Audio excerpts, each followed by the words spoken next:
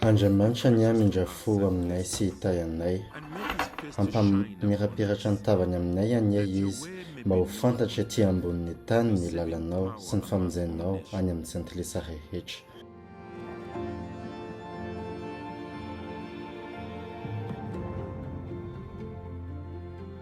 Hideranao ny firenena, Andriamanitra, eny hideranao ny firenena rehetra. Hifaly sy hioby ny firenena samihafa, satria mitsara marina ny firenena ianao, ny firenena samihafa ambonin'ny tany dia entinao. Hideranao ny firenena, Andriamanitra, eny hideranao ny firenena rehetra. Ny tany efa nahavokatra, mitahy antsika Andriamanitra dia Andriamanitsika.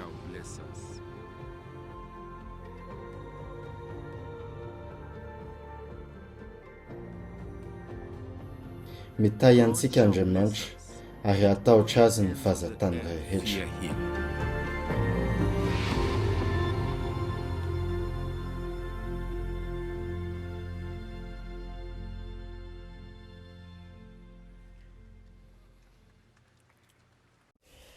Faly miarabantsika rehetra namaly ny antso ka manaraka ity konferansa anjotra ity dia ny online singa izany.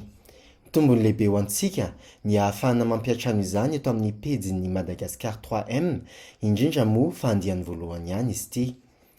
Hifandimby eto ireo fampianarana samihafa izay miompana amin'ny lohahevitry ny iraka lehibe entin'ireo mpanompon'Andriamanitra maro. Isy ihany koa ireo fampianarana fohy iarahantsika amin'ny Keith sy Christine Getty, mamelabelatra ny amin'ny mahazava-dehibe indrindra ny fihirana eo amin'ny fanarahantsika ny tompo. Hiarahan'andrapeo koa isika amin'ireo hihira vahiny sy malagasy hiderantsika an'Andriamanitra. Koa manasantsika hanaraka ity konferansa ity mandritra ny 3 andro misesy ary manantena izahay fa ho fitahiana ho antsika rehetra izany. Koa ankafizo ary.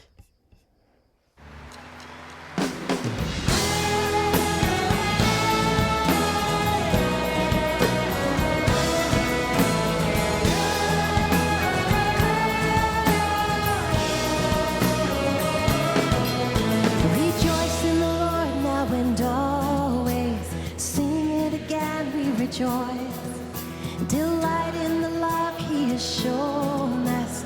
Gratefully lift up your voice. His gentleness among us will join our hearts with praise.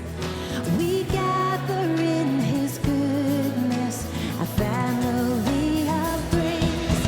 With each breath he's given, praise the Lord. In these times we live in, we will praise the Lord. Throughout every season, I'm sure we have every reason to praise the Lord.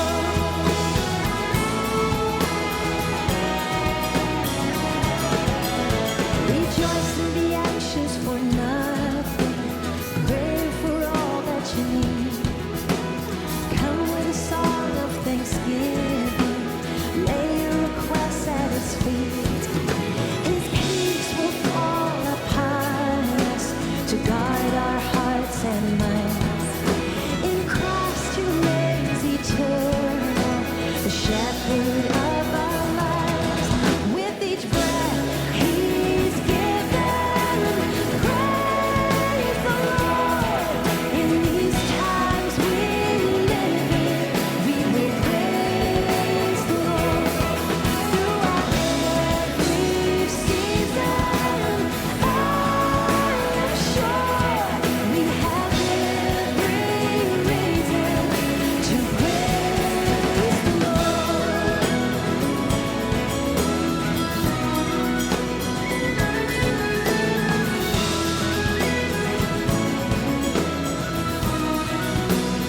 And rejoice in the Lord now and always. Tell of the good he has done. Worship the Lord to remember all of the joy yet to come. The hope that burns within us, the dark cannot destroy. With praise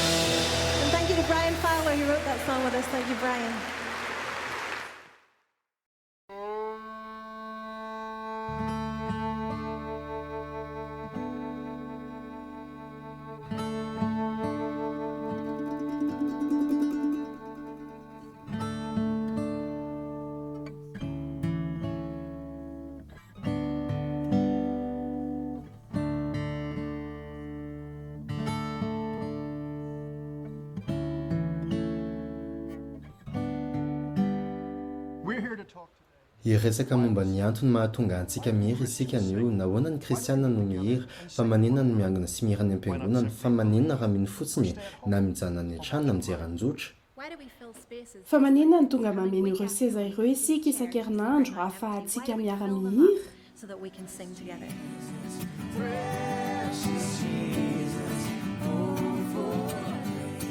Christians natao hihira ho an'ilay mpamorona izy sy ilay mpanavitra azy ny kristianina maneran-tany amina toerana toy izao na toerana lehibe na kely kokoa mety ho toerana miafina na ivelany na anaty trano eny maneran-tany miangona isika mba hihira satria isika dia olona natao hihira tombony ho antsika hatr'izay ka ao mandraik'izay ny mihira ao anatin'ny maha-olombelona ny tsirairay ny mihira ao anatin'ny kolotsaina rehetra manerana ny tantara tena manandanja izy io ho an'ny baiboly satria io ny didy faharoa miverimberina indrindra ao ka mendrika ahodiniantsika sy saintsika noho izany dia manana tanjona dimy isika atao amin'ireto andiana horonan-tsara ireto voalohany dia ho jerentsika ny antony mahatonga antsika mihira ny naharenantsika mba hihira ny andidina antsika hihira ao amin'ny soratra masina ary ny fomba mahatonga ny akantony filazantsara hanosika antsika hihira faharoa dia ho jerentsika ny fiantraikan'ny fihirana eo amin'ny fiainana amin'ny finoana amin'ny eritreritra sy ny fihetsepon'ny tsirairay avy eo dia ho jerentsika ny fiantraikan'ny fihirana eo amin'ny ankonantsika ny fanambadintsika anjanantsika ary ny tokantranontsika faefatra dia velarintsika ho any amin'ny fiangonana ny sehatra inona no efitra finosin'ny fiaraha-mihira eo anivon'ny fiangonana ankehitriny ary farany dia ho jerentsika ny fomba hijoron'ny fihirana ho vavolombelona eo amin'izao tontolo izao hatr'izay ka ho mandraik'izay sy ny fomba handefasany antsika ho amin'ny eraky ny fiangonan'Andriamanitra isaorana ianao miaraka aminay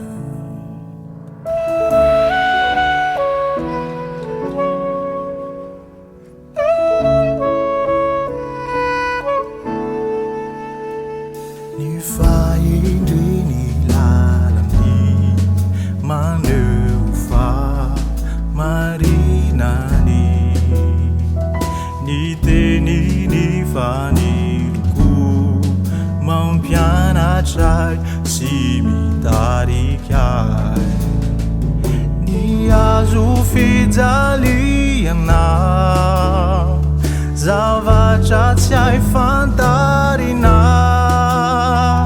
nyaretany manizay very fa ovony nahitry Kristy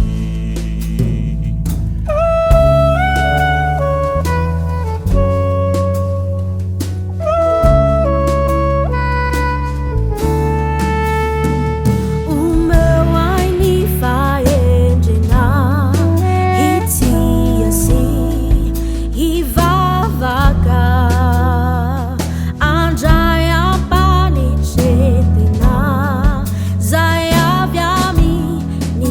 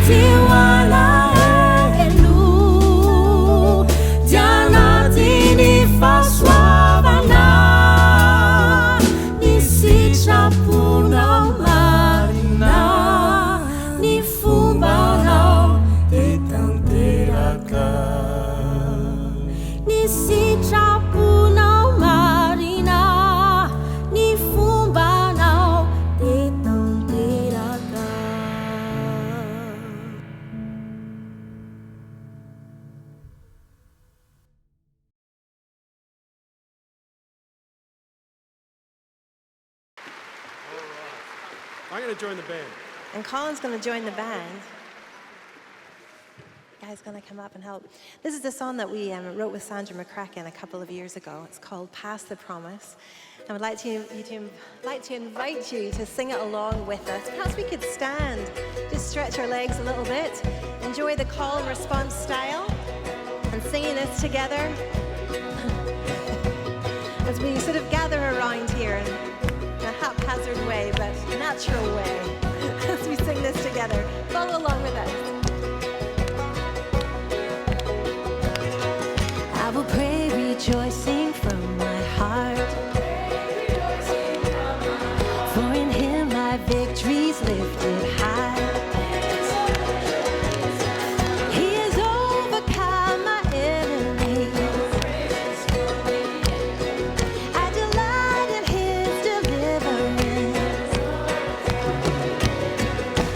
Past the promise to our sons and daughters, God knows our God our Father, we bear witness.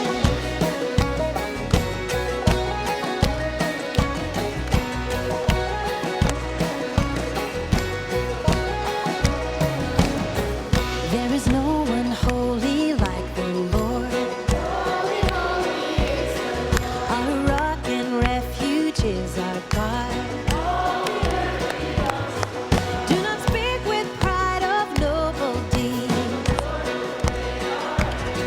See, the strong have lost, the weak have gained. My life he raised, past the promise to our sons and daughters. God most high, God our Father, we bear witness.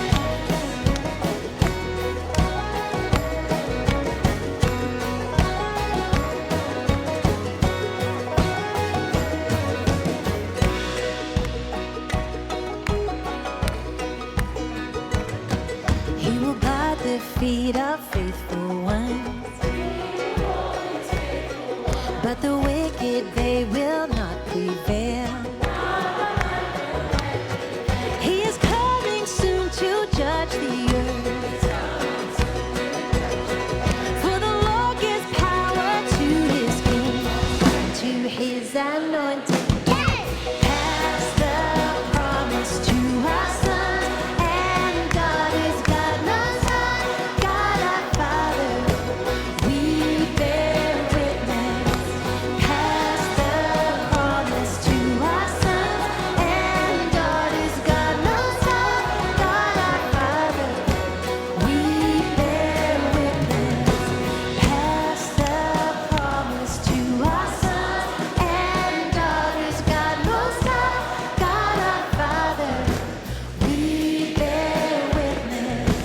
Past the promise to our sons and daughters, God knows our God our Father, we bear witness. We bear witness. We bear witness.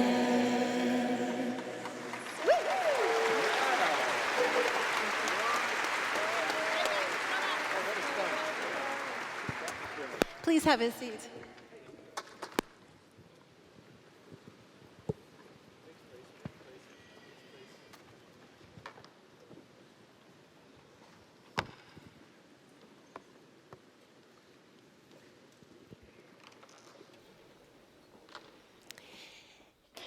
Tamin'ny taona 1970 niomana hiditra hianatra teny amin'ny anjerimanontolo aho, arivo taona vaovao no hanomboka, ary maro ireo nofinofy nitsiry.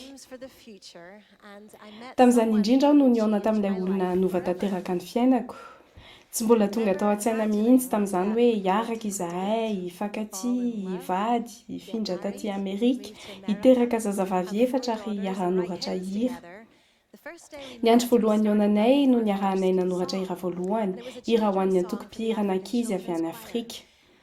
Tsy mbola tena nanoratra hira aho taloha, tsy zavatra nieritreretiko atao akory izany kanjo mety tanatin'ny planina ny kisy ny araka tamiko ny eraikipiti sy anorina tokantrano ka dia izy nitobo-kevitra taminy hoe andao iara hanoratra hira mety afaka miverina ianao amin'ny herinandro dia amin'ny tapabolana dia afaka rotokom-bolana ihany koa ka tao anatin'ireo herinandro ny fanesy ireo no nipurana finamanana tsy manam-paharoa na haritra antaonany maro dia tantara lava ny tohiny hatreo ho feny 20 taona amin'ny herintaona izao no nivadinay nahazo tombony lehibe izahay no beazina tanatina ankohonana kristianina nampianarana mozika hatramin'ny fahakely nampianarana ny lanjan'ny mozika teo anivon'ny fiangonana ary tena hitanay ny mahazava-dehibe sy mahasoa indrindra izany ny andraikitra ny amin'ny fideran'ny ankizy tamin'ny fomba maro samihafa izahay nandritra ny taona maro ny fanesy ary rehefa niteraka izahay dia tsy maintsy nametra-panontaniana ny amin'ny hoe inona ny dikany nandraisana ireny fampianarana be dia be fony mbola kely ireny momba ny fihirana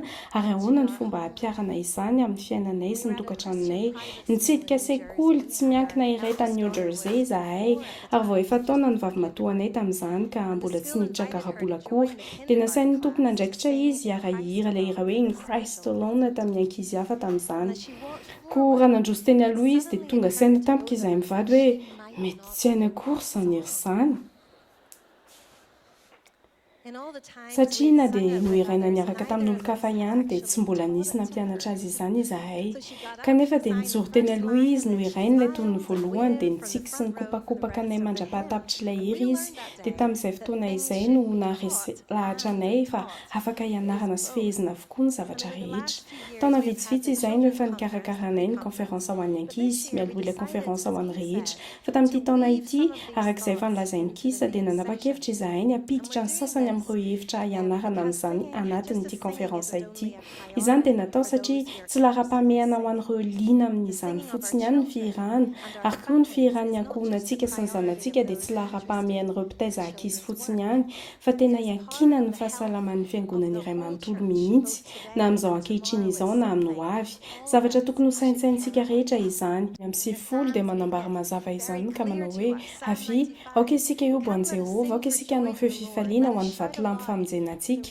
salamy 7:100 fa tsara ny mihira ho an'Andriamantsika eny mamy sady mendrika ny fiderana salamy 9:20 koa izany no hiderako anao eny amin'ny fireneny samihafa Jehova ho sy ankalazako ny anaranao salamy 10 dia hifaly izay rehetra mialaka aminao iobo mandrakariva izy ka miarova azy ianao salamy 4:100 hira ho an' Jehova aho raha mbola velona koa ankalaza an'Andriamanitro aho raha mbola miaina koa salamy 10:100 mihira ho azy mankalaza azy saintsainy ny fagagana rehetra ataony salamy 9:70 mihira firam-baovao ho an' Jehova mihira ho an' Jehova ary tany rehetra mihira ho an' Jehova misaora ny anarany lazao isan'andro ny famonjeny mahafaly salamy 10:100 miderahan'Andriamanitra eo amin'ny fitoerany masina ny salamo ilay fihiran'ny ankohonan'Andriamanitra hatramin'ny taranaka maro mifandimby dia maneho maromarina amintsika fa vahoaka mpitera ny vahoakan'Andriamanitra ary manomboka amin'izandriny indrindra ka hatramin'ny zokiny indrindra izany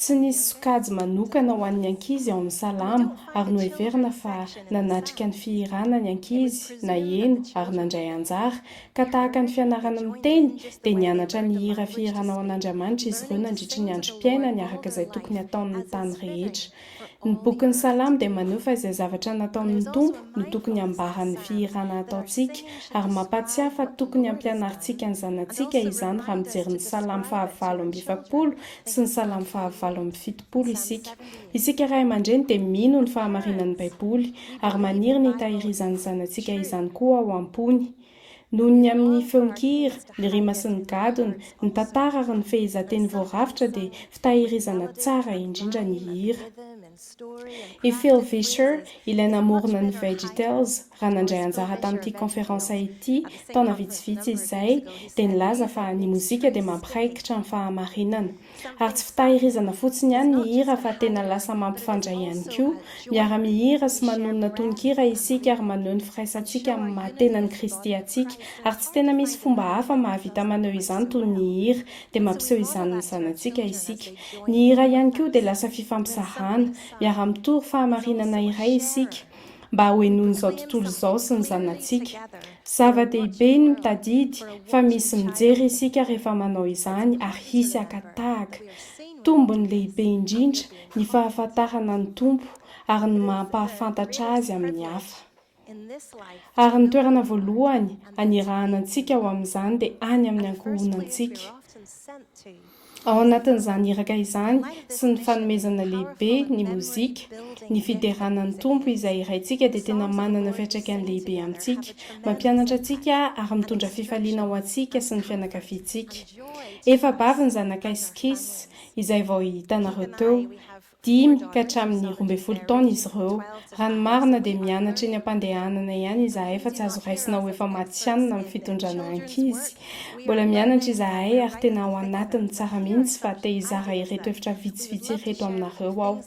Nangatahany kisa aho hizara izany ary betsaka amin'izany no miantefa mivantana amin'ireo ray aman-dreny sy ireo manompy eo amin'ny fitaizana ankizy fa mivelatra ho an'ny hafa koa anefa. Mety ho mpitovy ianao ankehitriny fa mbola hitaiza ankizy ao aorianao, mety ho mpitandrina ianao na mpianatra na mpampianatra na mety raibe na renibe, mety ho ianao ilay tantinina mahafinaritra iny. Ahoana no ahafahantsika mampirisika ny ankohonana iandraiketantsika hira ho an'ny tompo? Samy manana anjara amin'izany asa be voninahitra izany isika ko ireto misy singa 10 izay ny anaranay ary mbola hianaranay hatrany hatrany. Voalohany, manazava sy maneho ny endrik'izany fiaraha-mihira ho an'ny tompo izany isika. Ny salamo dia mampianatra antsika fa ny fihirana dia natao ho an'ny olona rehetra, ho amin'ny vanim-potoana rehetra ary ho mandrakizay. Mihira ho an'ny tompo isika mba hanomezam-boninahitra sy tera ho azy ary mba hampahafantarana azy isika, vahoakany isika. Diso-hevitra ny ankizy amin'izao fotoan'izao noho ny kolontsaina misy ankehitriny ka lasa mieritreritra hoe ny fihirana dia miankina amin'ny talenta na ny fitiavana mozika na fironana manokana. Fa araka ny tenin'Andriamanitra, ny fihirana dia mifototra amin'ny fahalehibiazany, ny filazantsarany ary ny planiny ho antsika tsirairay. Ho setran'izany no hiderantsika azy amin'izay feo nomeny antsika. Ary tahaka ny ampianarantsika ny zanantsika hivavaka sy hamaky ny tenin'Andriamanitra dia tokony hampianatra azy ireo hira koa isika. Ny fomba tsara indrindra ampianarana izany dia ny fanomezana ohatra ho fakatahaka ho an'ny taranaka mandimby satria izy ireo no feon'ny fiangonana. Kanefa tsy atao antera akory izany fa atao tahaka ny zavatra tsotra sy mandeha ho azy ary aza heverina ho toy ny azon'ireo ankizy avokoa ny anton'ny zavatra rehetra atao fa hazava ao hatrany amin'izy ireo.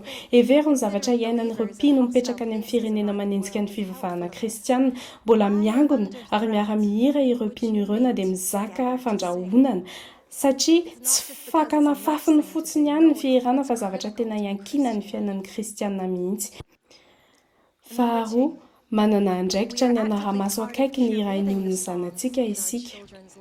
Mora mahay sy mitadidy ny zaza hatramin'ny fahakeliny, hany ka na efa antitra tsy tsara fitadidiana intsony azy izy dia mbola mahatsiaro ireo hira ny anarany. Samy manana hira miraikitra an-tsaina isika, hira manefy antsika, manamarika ny fiainantsika.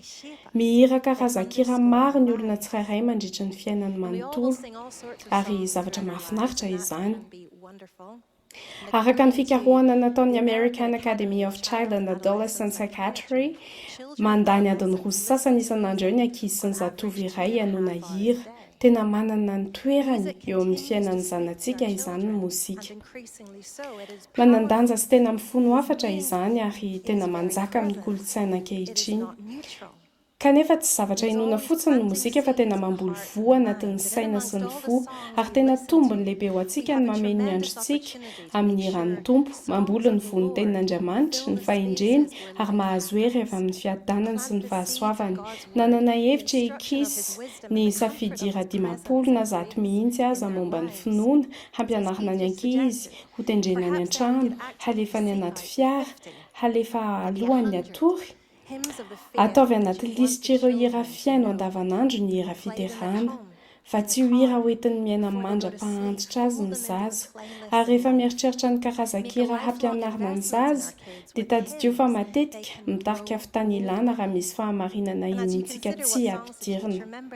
Ilaintsika ny mihira ny fahamarinana sarotra sy lalina, ny fahamarinana momba ny tsirairay sy ny fahamarinana momba ny fikambanan'ny mpino mba tena hananana fijery marina n'ilay Andriamanitra ny Baiboly. Fahatelo, afaka ampiasaintsika hanefena ny tokantranontsika araka ny filazantsara ny hiran'ny tompo ary afaka omentsika toerana eo amin'ny fiainantsika ny hiran'ny tompo. for songs of the Lord. Misy teny eo amin'ny Deutéronomie milaza amintsika mba hevitra tsara ny amin'ny taranaka mandimby ary ikendry ny ampianatra azy ireo. Manoloana ireo fanamby hatrehiko amin'ny mareny ahy rehefa alaim-panahinao tandrevaka ny fitaizako ireo zanako dia tadidiko ireto teny ireto. Ary aoka ho ao am-ponao izao teny andidiko anao anio izao dia ampianaro tsara ny zanakao izany ary resao na mipetraka ao an-tranonao ianao na mandeha any an-dalana na mandry na mifoha. Ka ny zava-kendreko izany amin'ny mahareny ahy dia tsy ny anana zaza vorosaina fotsiny ihany fa ny ampitodika azy ireo amin'Andriamanitra amin'ny fotoana rehetra. Noho ny alehibe aho dia nahatsiaro ireo boky ny ampiasainay tao an-trano hitarihana amin'ny fotoam-bavaka mialohan'ny atoriana tamin'ny vaninandro Krismasy. Kanefa ireo fihetsika tena nisy fiantraikany tamiko dia ireo izay niainako isan'andro niaraka tamin'ireo ray aman-dreniko. Ary izany fiarahan-dalana izany dia mitaratra koa ilay fiarahan-dalana amin'Andriamanitra isan'andro. Ary afaka iainana tsara miaraka amin'ny hiran'ny tompo izany. Ira alefa mandritra ny fotoana fisakafoana maraina anaty fiara rahan-dalana ho any am-pianarana rehefa miomana handeha hatory amin'ny alina. Raha ny alahady maraina no fiarahana manokana amin'ireo fianakaviana ao amin'ny tompo ho antsika dia azontsika atao ny mamahana ny faharisiana ao amin'izany fotoana izany any an-trano mandritra ny herinandro. Nanomboka nianatra hira isam-bolana izahay tao an-trano raha tsy diso aho teo amin'ny 15 taona ny Eliza zanakay.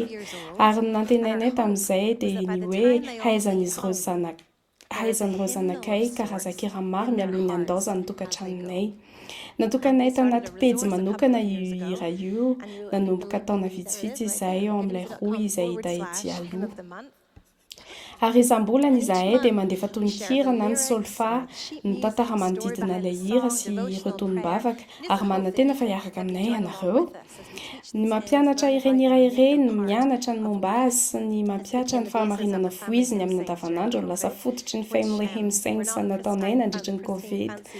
Tsy voatery ho tonga lafatra ny fihiranay fa manandrapeo fotsiny izahay, matetika ny findainay fotsiny no nampiasainay ary maro amin'ireo hira tranay no tsy mila asiana feon'ny zava-maneno akory ary ny fiaraha-mihira dia midika fa tsy miankina aminao irery ihany ilay hira fa iarahana amin'ireo mpandray anjara rehetra ka tsy tokony ho menatra ny hanandritra ny feonao ianao. Ary farany momba ny fanefena ny tokantrano amin'ny mahampandova ny lanitra antsika dia manana andraikitra sy tanjona izay mihoatra lavitra noho ny ankohonantsika isika sary izay tena lehibe lavitra noho izay everitsika. Ao amin'ny Isaia 40:15 dia voasoratra hoe mankalaza an Jehova fa asa lehibe ny nataony ary aoka ho fantatra any amin'ny tany rehetra izany. Hira misiona izay manambara ny planin'Andriamanitra ho an'ny firenena rehetra no hita eto ary mitaona antsika handray anjara amin'izany. Ny ray aman-drenina Eskisa dia tena nandray anjara betsaka tamin'ny asa misiona maneran-tany ary eo am-pianonana tantaran'izy ireo dia toa naniry ny andeha ho any amin'izao tontolo izao ny zanak'izy ireo. Fantatro fa tena mafy tamin'izy ireo izany saingy araka ny lazain'ny reniko afaka 100 taona eo izy dia tsy hoe tia intsony ilay ankohonana nisy anay. Efa vita ny asa tetỳ ary ho tafaraka daholo indray izahay.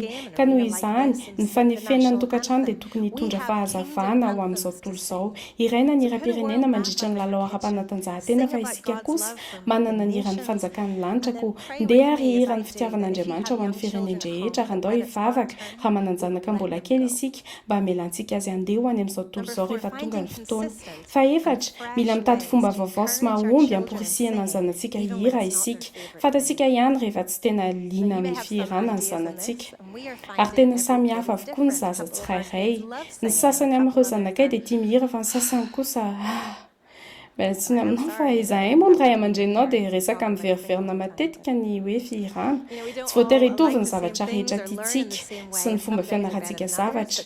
Indraindray isika tafavoaka ary indraindray tsy fa saingy mila miezaka hatrany. Manamora ny fianarana izany ny maha-ankohonana iray antsika ao an-trano sy any am-piangonana. Maka fotoana tokoa ny fianarana zavatra raha tena manandanja amintsika ny zavatra iray toy ny hoe azafady tompoko sy ny hoe misaotra tompoko dia hanao izay ezaka rehetra isika hampitana azy. Marina ihany koa fa feno foana ny fandaharam-potoanantsika ary manay ao indraindray sao disy fifantohana tahaka ny marta isika ka voaenjika avokoa ny fianarana mitendry fanatanjahantena fety entomody fikarakarana fahasalamana fialamboly sy ny sisa saingy adino ny manantona ny tompo sy mahalala azy ny fomba tsotra indrindra nantonana ny tompo dia ny fiaraha-mihira sy ny manandra-peo azy koa noho izany dia mitadiava izay gadona mahafinaritra sy tiany zanantsika raha vereno azavaina koa ny antony anaovana izany miara-mihira ho fifanompoana isika ary tsy mihira ho an'ny tena fotsiny ihany fa ho an'ny hafa koa ho italialy afaravavina raha mbola efa taona izy tanatina fotoana iray tena nampienjana azy tsy hanao akory ny sefin'ny zavatra rehetra rineny tsy hanao ny sefin'Andriamanitra dia ho ia hoe eny tena marina izany tsy sefin'Andriamanitra aho fa afaka mampitodika anao any aminy aho ary izy no milaza hoe mihira fahadimy mitady fomba hahatonga ny firafitry ny fotoam-pivavahana sy ny fiainam-piangonana ho lasa famporisihana ho an'ny ankohonana hira ho an'ny tompo sy andrisika antsika hiomana ho amin'ny fotoana alahady ny fiangonana an-toerana dia fivorim-pianakaviana lehibe iaraha-mihira sy hanehoana ny feontsika tsirairay mandritra ny fotoana tena mitondra hery entin'ny ankohonana tsirairay mandihy ny herinandro sy ny taona azy izany ireto misy fomba maro nanampiany fiangonana eto Nashville anay ary tena feno fankasitrahana izahay noho izany voalohany ny fotoana fanombohan'ny fanompoam-pivavahana dia hatrehiny ankizy tena tianay amankohonana anay izany miara-mijoro amin'ireo zanakay izahay ary mitopy maso aty amiko izy ireo ka mitsika rehefa irahainy no irainy ilaintsika ny fotoana iarahana mandritra ny fanompoam-pivavahana ary fomba ahoana ny anarany zanantsika raha tsy mandray anjara miaraka amintsika izy faharoa mandray toromarika mazava ahafahana maneho ny filazantsara ao anatin'ny fotoam-pivavahana izahay ary izany dia tena mampianatra ny fotom-pinoana izy roantsika sy ny antom-pisian'ny fiangonana eo amin'ireo zanantsika ampiasaina ny fotoam-pivavahana mba hampazava amin'ny ankizy ny lalany tokony alehany ary entina hitarihana ireo zatovo sy tanora eo aniritsika alefa mialoha ny lisitra ireo hira atao ny alahady manaraka miaraka amin'ny roy ianona ny hira vaovao manazatra ny mpiangona amin'ny hira atao am-piangonana izany miresaka matetika momba ny fihirana ny mpitandrina mitsangana eny aloha izy isaka lahady mihira mifono manontolo ary mitarika anay hira ny doxologia any am-pamaranana amporisihana hira eo anivon'ny antoko-pihira ny ankizy ary hanampy rehefa misy fotoana manokana izany dia mba hahafahan'izy ireo mihira sy mitarika ny fiangonana anaty fiterana tena zava-dehibe ny fampandraisana anjara azy ireo mampiasa ny lafiny ara-teknika hanohanana ny fihirana fa tsy hanindrina izany tokony aheno ny feon'ny tsirairay isika rehefa mihira eny fa na ny feon'ny ankizy madinika azy ary tokony afaka hifankahita ihany koa ko ampirisihana isika rehefa hiaino ny fampianarana mandritra ity herinandro ity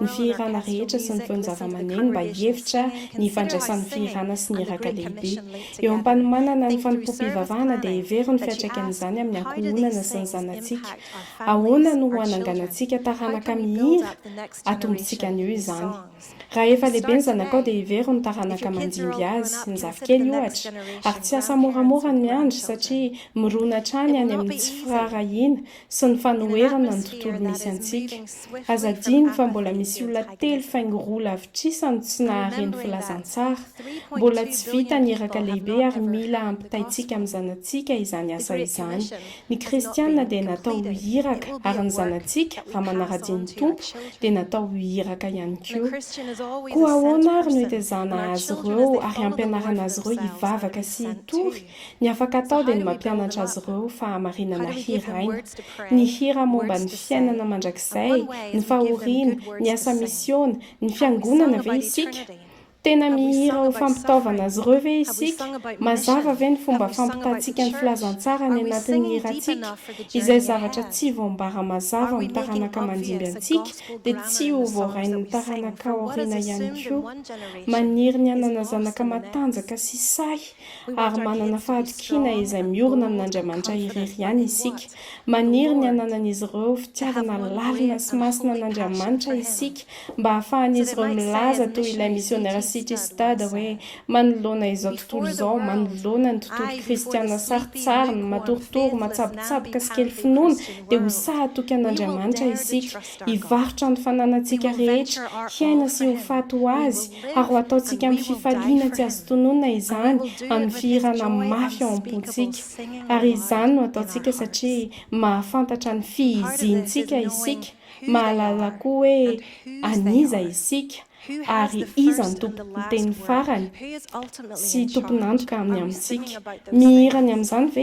Is isika? why I'm so Tena grateful mankasitraka for ny Sky Sky Peterson sy Peterson ireo mpiara-miasa and those that aminy work ao with her in izay this namoaka ilay hira next hoe I song. belong to the I Lord. belong to the Maro Lord. ny And so andalanao many of these lines, anatin'izany when hira she izany brought them izay to us, nandresy lahatraka yes, nampanao I ahy hoe want my tena kids to tiako sing these hamira izany ny things. zanako. And we've invited Sky to come Ary and join us, nasainay I manokana think. i There Sky she is. Will handray you anjara welcome amin'izao Sky fotoana Peterson? izao koa. Manasa antsika handray azy amin'ny tehaka ary andao ankafy ity hira ity.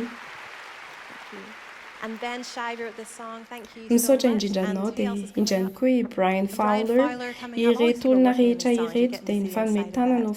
And we're going to fanatokisana invite the izany kids to hira come up izany and ho join us. And irantsika. they're going to sing Ary with us. ndeha We'd love you to asaintsika sing ny along. ankizy hiakatra an-tsehatra ary isika And rehetra Sky no will lead us hiara off hihira ho with it. So tarihan'ny please, Sky. yes, do sing along with this.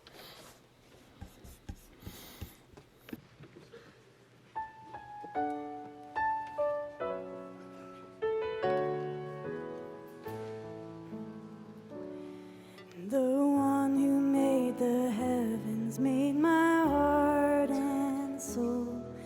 Before I drew a breath, I was loved and known. I am his creation, the maker's masterpiece, and all that he designs will be done in me. And my body is a temple of the living God. I'll worship in this house that his blood has bought. And as I bear his image, oh, may I not profane the holiness I hold in this earthly frame. Oh, I belong to the Lord. Oh, I am not my own. I belong to the Lord. I am not my own. I will honor him, for this I know. I belong to the Lord. I am not my own.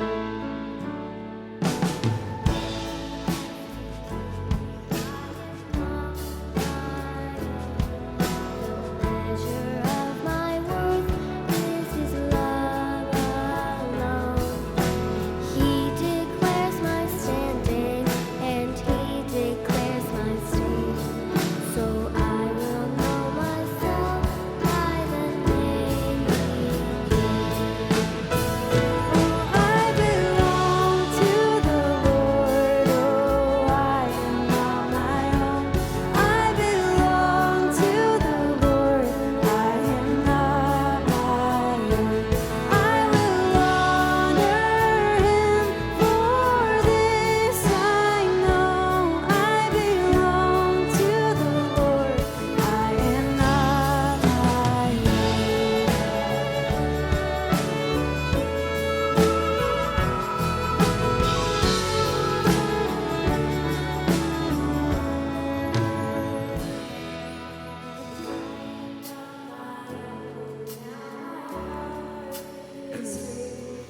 Oh, Maker, come and make what you will of me. There is nothing broken that you cannot repair. So, Lord, I leave my life in your loving. I belong to the Lord. Oh, I am not my own. I belong to the Lord. I am not my own. I will honor him, for this I know. I belong to the Lord. I am not my own. I will honor him, for this I know. I belong to the Lord.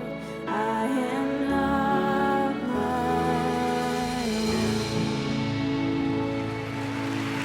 Sky Peterson and the kids. Ben, Brian, thanks so much.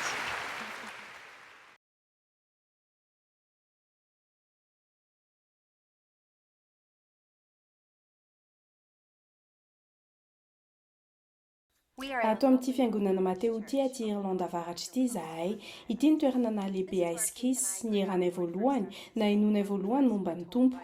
Mazava ho azy fa rehefa mihira izahay dia miara-mihira aminay koa ny mpino sy ny zavaboary rehetra maneran-tany manandra-peo ho an'ilay mpamorona sy mpamonjy ny lanitra sy ny tany.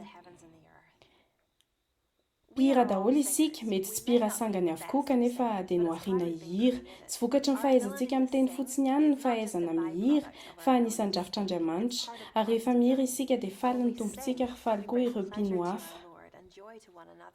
Hoy ny Salamy 7:30 hiteranao aho fa mahatahotra sy mahatalanjona ny nanaovanao ahy.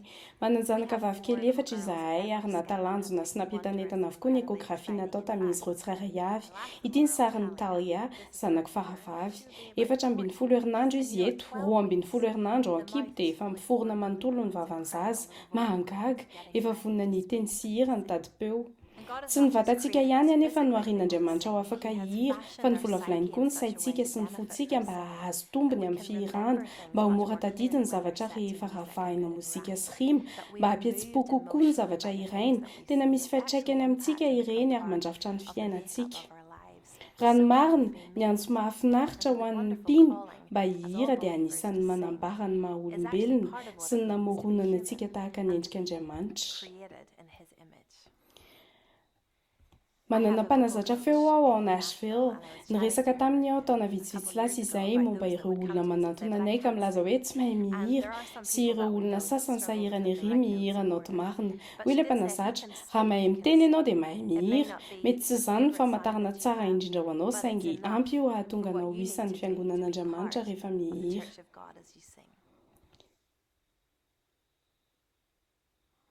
Nandritra ny fitetezanay any Amerika dia nifanena tamina misionera nirahana tany Chine izahay. Nody an-tanindrazana izy tamin'izay satria tsy amperinasa ary nankafiziny ery ny hira nandritra ny fotoam-pivavahana ny marainan'io. Niresaka izahay noho ny avy eo mampidi-doza ny mihira tany amin'ny toerana nalehany. Matetika dia tsy maintsy bitsipitsihana ireo hira-pivavahana fa tsy hiraina. Nahatsapa tena faly sy maivamaivana ery izy fa afaka nihira tao am-piangonana tao Amerika izy tena manana ny mihira ny foko. Mahatsapa izany ve isika rehefa tonga mihira ho an'Andriamanitra rehefa lahady? Tsapantsika ve ny mahazava-dehibe, ny mahatsara sy ny mahatombo ny fahalalantsika mijoro sy mihira ho an'ny tompo? Lasa mahay mihira isika rehefa mihira, mila fahazarana toy ny fahaiza-manao rehetra ny mihira. Tsy tonga dia mahay mandeha ny zaza raha tsy avy nianatra nandeha nandritra ny volana vitsivitsy. Tsy nahay ny teny isika raha tsy nibadabada aloha, ilay mama teo aloha ihany no nivadika ho mama aty aoriana.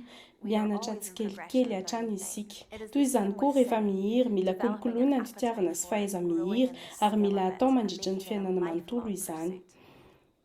Mety misy amintsika manana olana rapeo noho ny antony ara-pahasalamana na efa olana hatrany ekibon-dreny. Ary raha tsy afaka miteny ianao dia fomba fiterana tena kanto sy mahafinaritra ny manao baiki-tanana ireo tononkira. Tsy ho anao ihany, fa ho an'ireo mpiara-miangona aminao, anjary tafiditra tsara ao anaty tononkira ihany koa rehefa mijery anao. No ariana akama amin'ny zava-kanto isika, hevery ny fomba fihinanantsika hanina.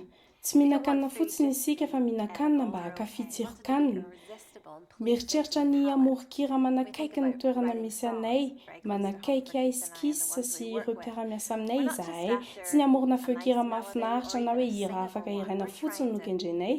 Izahay dia mikatsaka ny toe-javatra kanto sy mahatalanjona indrindra ka tian'ny olona hiraina ka maminy sy tadidiny ary hirainy mandrakariva no ilay fahaiza mamorona finosin'ilay hira izay mendrika ho tadiavina. Nahoana tsy tenenina fa hiraina ny hira-pirenena rehefa mpianarana abidiny zaza dia atao miady rima izany mba ho mora tadidiny. Miantefa amin'ny ady fanahintsika ny hira sy ny mozika, manavao ny fitadidintsika sy ny eritrerintsika. Ary rehefa mamorona isika dia mifampiresaka, mampita hafatra. Hoy ny Salamy 7:20 ny lanitra mitorony voninahitra ary ny habakabaka manambara ny asan'ny tanany.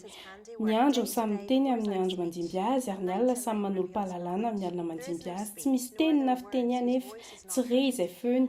Efa nivoaka ho any amin'ny tany rehetra ny famolainany ary ny teniny dia miatra amin'ny faran'izao rehetra izao.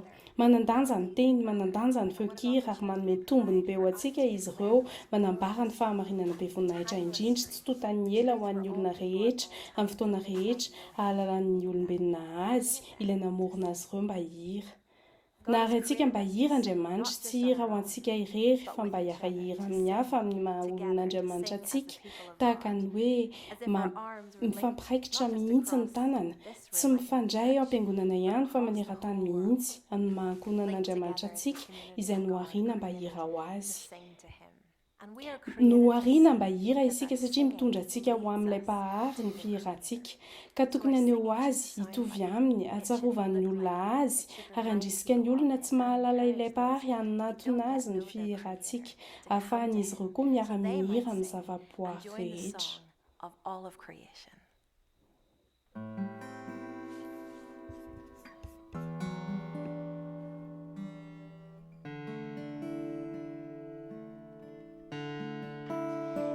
Christ alone, my hope is found. He is my light, my strength, my song. This cornerstone, this solid ground, firm through the fiercest drought and storm. What heights of love, what depths of peace, when fears are still, when striving cease. My comforter, my all in all, here in the love of Christ I stand.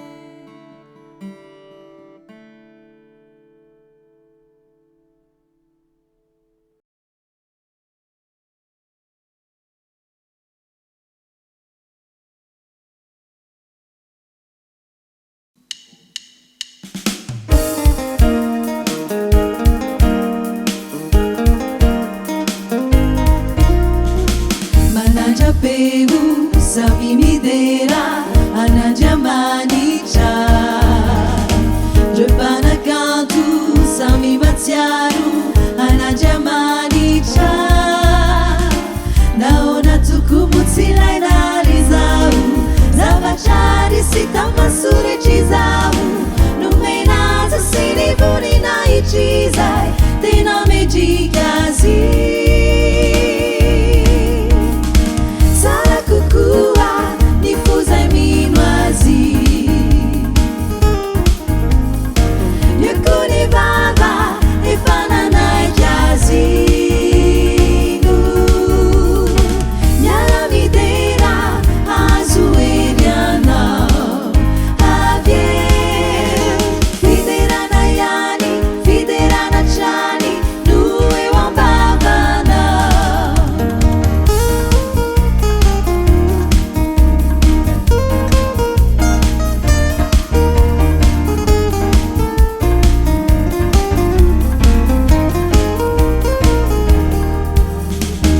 Manajapeu sami midera anandiamanitra repanakanto sami matsiaro anandiamanitra naona tukumu tsilainary zao zavatra sy tamasoretry zao nomenazy sy ny